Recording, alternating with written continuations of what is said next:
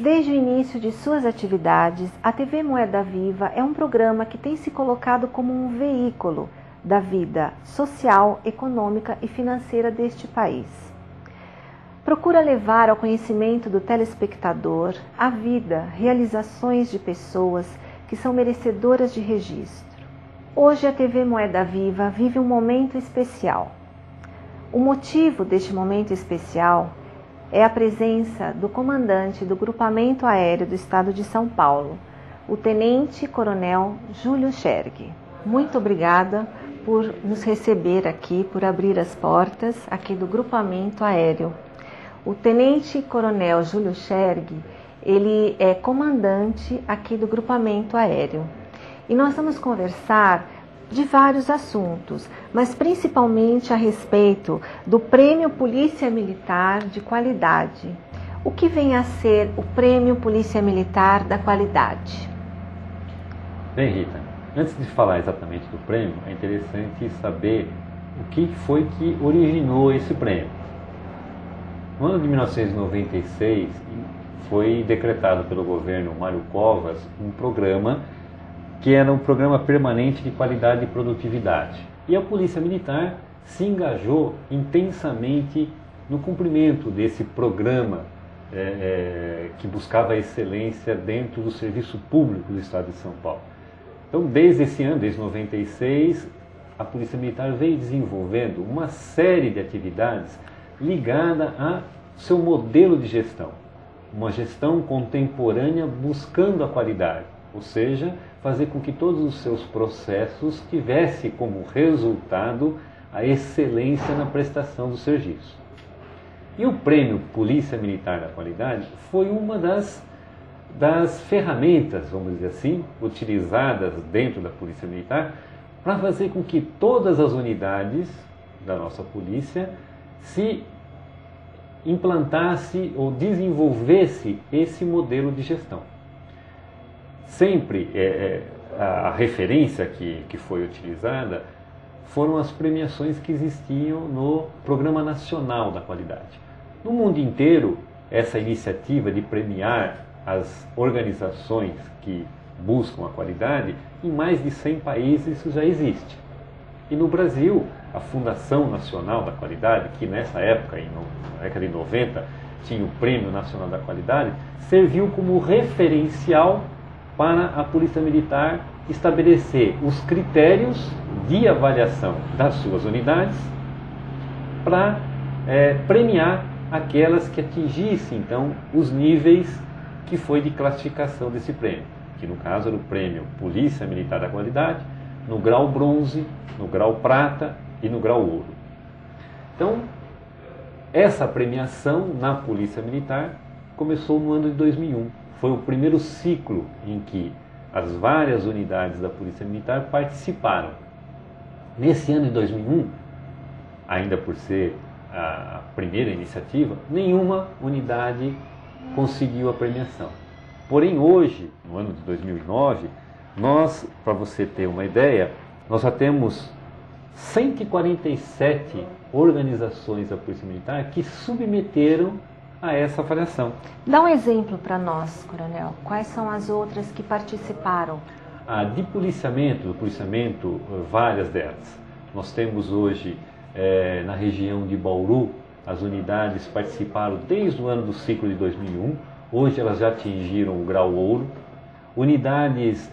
Bauru atingiu o grau ouro. Bauru atingiu o grau ouro. Existem organizações internas administrativas, como o nosso Centro de Despesa de Pessoal. Escolas, como a escola hoje, a Escola Superior de Formação de Sargentos. Inclusive, algumas delas até extrapolaram o próprio prêmio Polícia Militar, atingindo outras premiações, como inclusive a certificação ISO 9000. Enfim, isso foi uma iniciativa que permitiu que as unidades não participassem só internamente, mas até externamente. Então, o senhor vê isso muito positivamente. E assim, para o grupamento, qual foi o grau de satisfação? Qual foi o reflexo desta premiação aqui para o grupamento? O grupamento aéreo participou a primeira vez desse prêmio no ano 2003. Então, nós fizemos uma série de programas, executamos uma série de programas, uma série de práticas que nós começamos a organizar de uma maneira sistemática, focado nos critérios do Prêmio Polícia Militar da Qualidade. Então, em 2003, nós participamos a primeira vez. E naquela época, nós tivemos o grau bronze. Foi o primeiro ciclo que nós participamos. E participamos também do Prêmio Paulista da Qualidade, que aí, no caso, uma organização externa à corporação. E também ganhamos, fomos premiados no grau bronze. E agora, no ciclo de 2009, que nós atingimos, então, o nível prata, ou seja, o Prêmio Polícia Militar no grau prata. Para o grupamento aéreo, lógico, a premiação foi motivo de orgulho e de bastante satisfação. Mas eu diria que ele é uma consequência de uma mudança de filosofia de gestão, que é exatamente o que a Polícia Militar vem incentivando que as suas organizações pratiquem. Ou seja, você fazer com que todas as nossas práticas administrativas estejam focadas em critérios desse modelo mais moderno de gestão, buscando sempre a qualidade na prestação do seu serviço. Que bom. E assim, o senhor é um dos pilotos mais antigos aqui do grupamento. Como é que o senhor avalia a evolução aqui desta corporação especificamente? Bem, esse aspecto da evolução pode ser... Historicamente sim, falando. A evolução nós podemos medir aí sobre vários aspectos. Tecnológico. Um deles, é claro, pela própria tecnologia que foi sendo assimilada, ou foi sendo adquirida ao longo desses 25 anos. E é notória a coragem destes homens que o senhor comanda hoje aqui no grupamento. O senhor acha que dá para se comparar com a coragem de João Negrão na época? O senhor acha que a parte humana do seu grupamento também evoluiu neste sentido? Bem, Rita, é claro que a gente tem que levar em consideração as realidades, né? As realidades bastante diferentes, aquela que enfrentou o João Negrão em 1926 e a que a gente enfrenta hoje. Particularmente, eu acho que, em função das limitações que teve o João Negrão e o Ribeiro de Barros à época... Por isso que eu digo que seus homens, assim, o que a gente vê, né, na TV, os fatos que ocorrem, realmente eles são muito valentes. Então, mas eu diria que na época, em função da tecnologia, as limitações que o João Negrão e o Ribeiro de Barros tiveram que enfrentar em 1926, eu diria que esse aspecto coragem estava muito mais presente. Eles tiveram que ser realmente mais destemidos para enfrentar os desafios que eles tinham em função das dificuldades tecnológicas.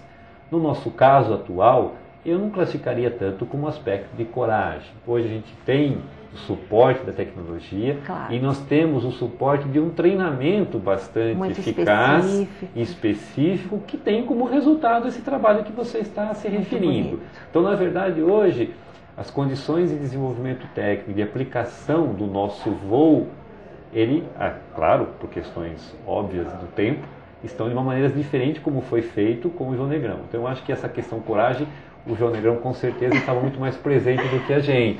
Eu acho que hoje a gente tem sim, claro, aprimorar nossas técnicas, o nosso treinamento, buscar novos equipamentos, em que hoje nós estamos tendo esse apoio do governo do estado e do comando da Polícia Militar no sentido de melhorar essa tecnologia, e isso, claro, dá um resultado de um trabalho eficiente. Parabéns, Coronel. Eu gostaria que o senhor fizesse uma comparação entre o patrono João Negrão, a sua travessia, mas assim, tecnologicamente falando, hoje em dia.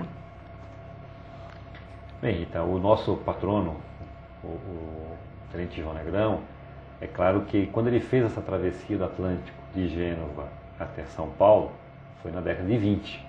Então, é claro que a aviação naquela época, de uma maneira geral, ela estava começando. Então as limitações elas eram infindáveis, até porque se desconhecia muitos aspectos da própria navegação aérea. Hoje nós estamos num nível absurdamente diferente. Nunca o João Negrão com certeza só dispunha das bússolas e das navegações pelas estrelas. Hoje nós temos equipamentos como o GPS, que faz tudo para o piloto. Então é claro que os desafios para o João Negrão, como ele fez a travessia, junto com o seu piloto, que era o Ribeiro de Barros, era indescritível, não é isso? De modo que eu diria que hoje toda a tecnologia embarcada na aviação, não só nos nossos helicópteros, mas na aviação de uma maneira geral, mudou, claro, a maneira do piloto operar a sua aeronave. Todos os sistemas de navegação, de segurança, de monitoramento de aeronaves, da aeronave de uma maneira geral, facilita muito a operação. E é claro, com o objetivo principal de tornar a aviação muito mais segura. Não que o João Negrão naquela época, é lógico que se preocupava bastante em segurança, mas as limitações eram tão grandes, né, que você conseguir vencer todas as ameaças que se tinha naquela época em termos de navegação era bastante difícil. Mas isso foi muito importante. Iniciativas como essa do João Negrão e de tantos outros pilotos no mundo inteiro em fazer a travessia do Atlântico, exatamente como uma forma de desenvolver a aviação e torná-la segura como é hoje. Ou seja, nós não estaríamos no nível tecnológico hoje se naquela época não existisse iniciativas como a do João Negrão e de tantos outros pilotos no mundo inteiro. E essa aeronave aqui? Essa aeronave, ela é de quando? Bem, aqui o Águia 4, na verdade é uma aeronave que sofreu um acidente no ano de 2000. E a gente resolveu retratar ela para a posteridade como o primeiro helicóptero que realmente a gente teve uma perda em acidente. Graças a Deus não houve vítimas, foi só uma perda material, mas o Águia 4 na época, o Oscar Golf, ele já não existe mais em função desse acidente que ele foi bastante danificado. A gente resolveu então reportar historicamente para a posteridade essa primeira aeronave que nós perdemos em acidente. Ah, ele é pintado à mão? Isso aqui é um óleo sobre tela. Parabéns, dona Ruth, muito bonito esse quadro. Muito obrigado. Mas mudando um pouquinho de assunto, o senhor poderia fazer um breve balanço desta Operação Verão 2009? O senhor acha que foi satisfatório? Como é que foi? Fala um pouquinho para nós. Sim. A Operação Verão a gente já implantou no litoral paulista desde o ano de 1988. E hoje, é claro, a gente tem a cobertura praticamente de todo o litoral paulista, né? Nós dividimos litoral sul, centro e norte, com 5 aeronaves que a gente distribui durante o período do verão, como a gente chama, Operação Verão, que acontece logo após o Natal e se estende até o período do Carnaval, cobrindo então todo o litoral. O nosso objetivo principal nessa operação é, claro, prestar o apoio a 2 áreas específicas. A delas, principalmente, que é o Corpo de Bombeiros, no trabalho de prevenção de afogamento e também no apoio ao policiamento ostensivo, que também é bastante intensificado por toda a Polícia Militar durante esse período de verão. É claro que nós temos aí um fluxo de turistas bastante significativo, então é óbvio que nós precisamos deslocar esses recursos da polícia para esse local. Então um helicóptero presta apoio nessas 2 áreas. Especificamente, ao que você está me perguntando, que é o apoio ao Corpo de Bombeiros, a nossa atividade principal é fazer a prevenção do afogamento. Como é que é isso? É fazer com que aquelas pessoas que estão em área de risco dentro do mar, a gente consiga, através de orientação, removê-las para um local mais seguro. Não quer dizer que nós vamos tirá-las da praia, não é isso. É simplesmente que essas áreas de risco sejam, essas pessoas deixem esse local e passem então a aproveitar a praia numa área mais adequada. Então esse serviço do helicóptero é o patrulhamento preventivo em todo o litoral, fazendo com que essas pessoas sejam orientadas então e saiam dessa área de risco. Para você ter uma ideia, a gente conta essas pessoas que são orientadas. Para dar um dado para você, nessa nessa... Mas como é feita essa orientação que o senhor está mencionando? Assim, o helicóptero ele tem uma tripulação que é composta do piloto, o copiloto, um tripulante nosso e 2 guarda-vidas que são integrantes do Corpo de Bombeiro. No caso, especificamente, uma unidade que é o 17º GB, que pertence ao Corpo de Bombeiros da Polícia Militar. Então, eles compõem a tripulação.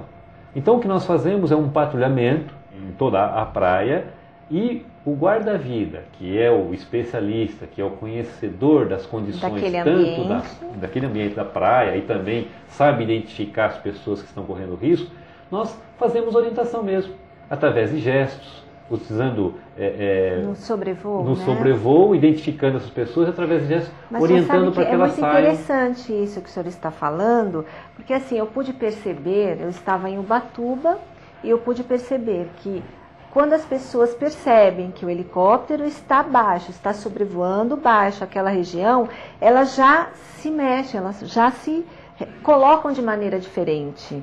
Como se elas estivessem lembrando, epa, peraí, algo pode acontecer. Exatamente.